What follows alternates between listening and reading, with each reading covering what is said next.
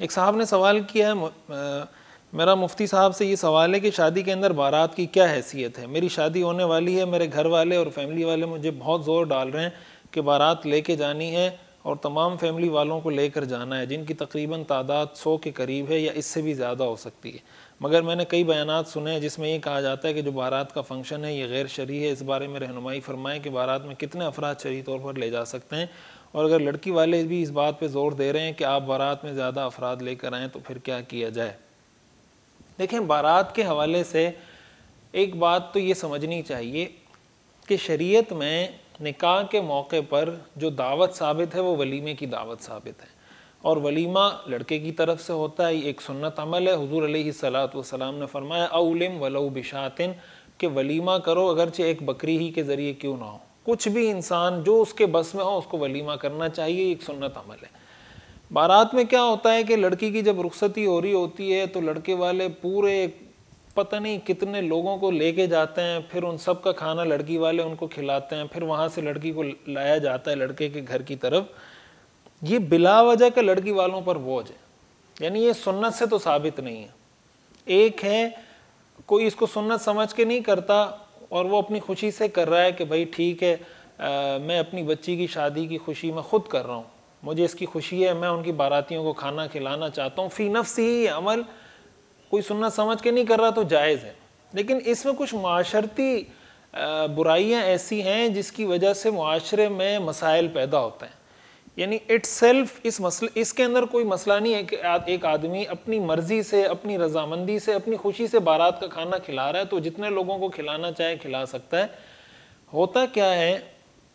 کہ ایک آدمی اپنی بیٹی کی بارات میں تو کھانا کھلا دے گا 200 لوگوں کو، لیکن اسی کا پڑوسی ہے وہ نہیں کھلا سکتا، معاشرے کا تیسرا آدمی ہے وہ نہیں کھلا سکتا، چوتھا آدمی نہیں کھلا سکتا۔ معاشرے میں مثلاً اگر 10 لوگ ہیں تو 10 میں سے شاید 2 لوگ 3 لوگ اس بات کی صلاحیت رکھتے ہوں، اللہ نے ان کو اتنی صلاحیت دی ہو، مالی وسعت اتنی دی ہو کہ وہ بارات کا کھانا کھلا دیں، لیکن یہ جو 7 اور 8 یہ 6 لوگ نہیں کھلا سکتے، یہ احساس کمتری کا شکار ہوتے ہیں۔ اور ہمارے معاشرے میں تو یہ بھی بہت شرمندگی کی اور بے شرمی کی بات ہے کہ بعض دفعہ لڑکے والے ڈیمانڈ کر رہے ہوتے ہیں کہ بھائی آپ نے ہمارے باراتیوں کو کھانا کھلانا ہے۔ تو دیکھیں، اگر بارات کا کھانا آپ ریاکاری کے لیے کھلا رہے ہیں، شرمندگی کی وجہ سے کھلا رہے ہیں، دباؤ میں آ کے کھلا رہے ہیں، اس کا مطلب آپ کی دلی رضامندی نہیں ہے۔ اور حدیث میں آتا ہے لا یحل مال امرئ مسلم الا بطیب نفس منہ، کسی بھی انسان کا مال اس کی دلی رضامندی کے بغیر حلال نہیں ہے۔ اس کا مطلب آپ اس کا مال اس کی مرضی کے بغیر کھا رہے ہیں، وہ دل سے نہیں کھلا رہا، مجبوری میں آپ کو کھلا رہا ہے۔ تو اس طرح معاشرتی دباؤ میں اگر کوئی آ کے کھلا رہا ہے، اب اس چیز کا فیصلہ کرنا، پہلی بات تو لڑکے والوں کو اس چیز کی فکر ہونی چاہیے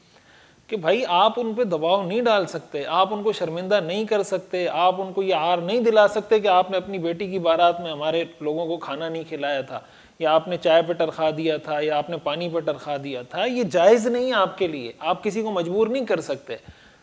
اور اگر کوئی آدمی اپنی رضامندی سے کرتا ہے تو یہ جائز ہے، لیکن اس میں پھر یہ مسائل پیدا ہوتے ہیں کہ غریب آدمی یہ سوچتا ہے کہ میری بھی بیٹی میں نے شادی کرنی ہے، نکاح کرنا ہے، لیکن میرے پاس تو باراتیوں کو کھلانے کے پیسے نہیں ہیں۔ پھر وہ کہتا ہے چلو تھوڑا ویٹ کرتے ہیں، کہیں سے قرض لیتا ہے، کسی کے پاس جا کے سوال کرتا ہے، بھیک مانگتا ہے، میری بیٹی کی شادی ہے، میری مدد کر لیں۔ تو اس ساری مشکل میں اس کو کس نے ڈالا؟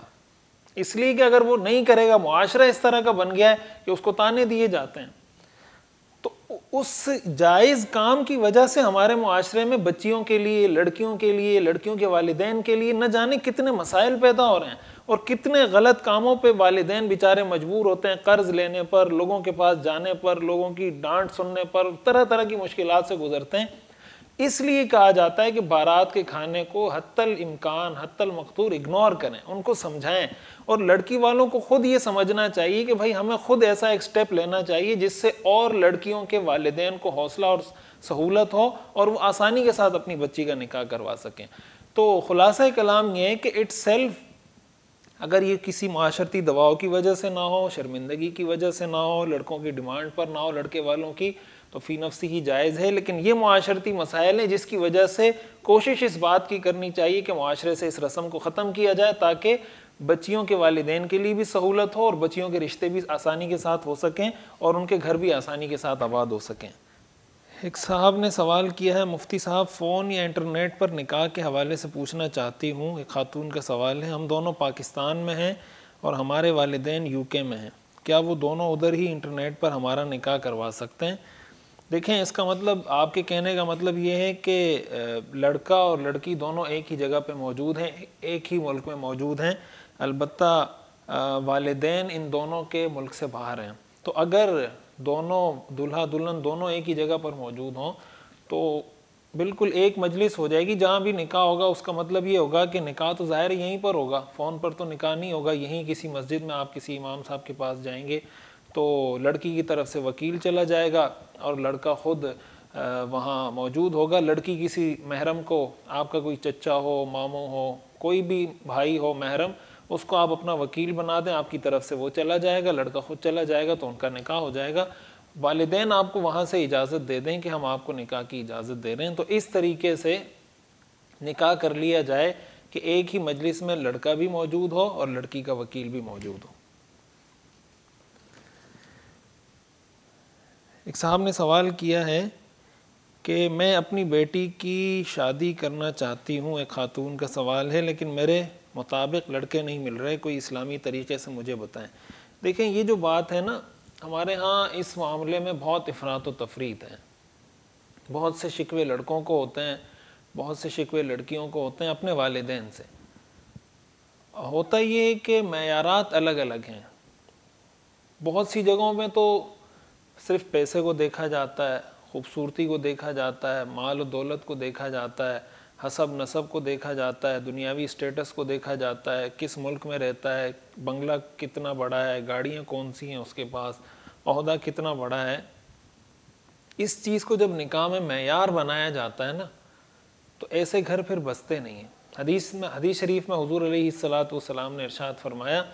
تنکح المرأة لأربع، کہ 4 وجوہات سے نکاح کیا جاتا ہے کسی عورت سے، لمالہا ولجمالہا ولحسبہا ولدینہا، اس کے مال کی وجہ سے، اس کی خوبصورتی کی وجہ سے، اس کے حسب نسب دنیاوی سٹیٹس کی وجہ سے،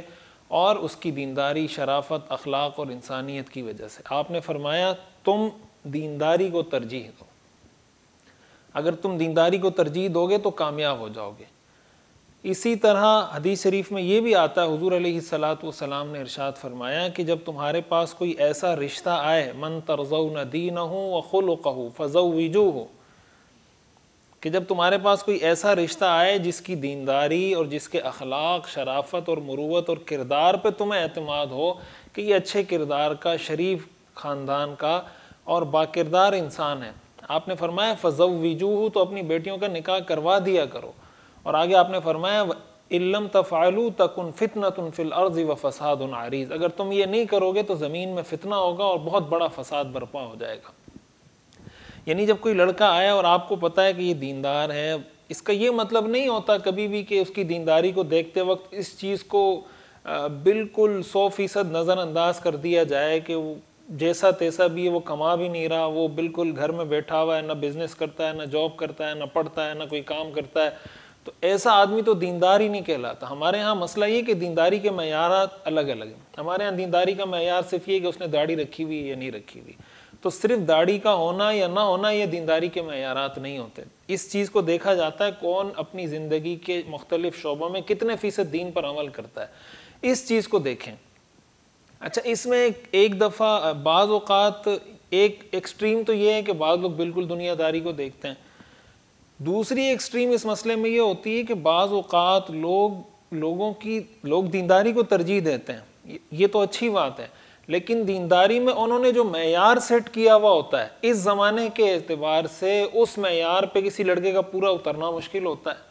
کہ ان کے ہاں تقوی کا، دینداری کا، ٹھیک ہے اس معیار کا کوئی مل جائے، اتنا نیک، اتنا متقی، جو یہ کام بھی کرتا ہو، نیک بھی ہو، یہ بھی ہو، یہ بھی ہو، اس طرح کے معیارات سیٹ کر دینا جس کی وجہ سے آپ کی بچی کے رشتے میں مسائل پیدا ہوں، آپ کی بچی کی عمر نکلتی جا رہی ہے، وہ پریشان ہوتی جا رہی ہے، تو اتنی ایکسٹریم پہ جانا بھی ٹھیک نہیں ہے۔ دیکھیں، دنیا میں ہر آدمی 100% پرفیکٹ تو نہیں ہو سکتا۔ حدیث میں جو یہ بتایا گیا وہ یہ بتایا گیا کہ جب آپ کے پاس دو آپشن آ جائیں تو آپ نے ترجیح کس کو دینی ہے. لیکن اس کا یہ مطلب نہیں کہ آپ کوئی جنید بغدادی کا انتظار کریں یا آپ انتظار کریں کہ کوئی بالکل ایسا آدمی آئے گا جو گناہوں سے بالکل پاک صاف ہوگا تو میں اس سے نکاح کرواؤں گی اپنی بچی کا. تو اعتدال کے ساتھ، میانہ روی کے ساتھ. کیا آپ نے دیکھ لیا ان کا خاندان کیسا ہے، اچھے لوگ ہیں، شریف لوگ ہیں، کوئی ایسی بد کرداری، کوئی ایسے غلط کاموں میں ملوث ہونا، ایسا کچھ نہیں ہے. بس لڑکا خود بھی اپنا کوئی کام وام کرتا ہے، کم کماتا ہے زیادہ کماتا ہے لیکن چلیں دیندار ہے. یہ چیزیں دیکھ لیں تو بس نکاح کر لینا چاہیے. بہت زیادہ جب بچیوں کے رشتوں میں نخرے کیے جاتے ہیں نا،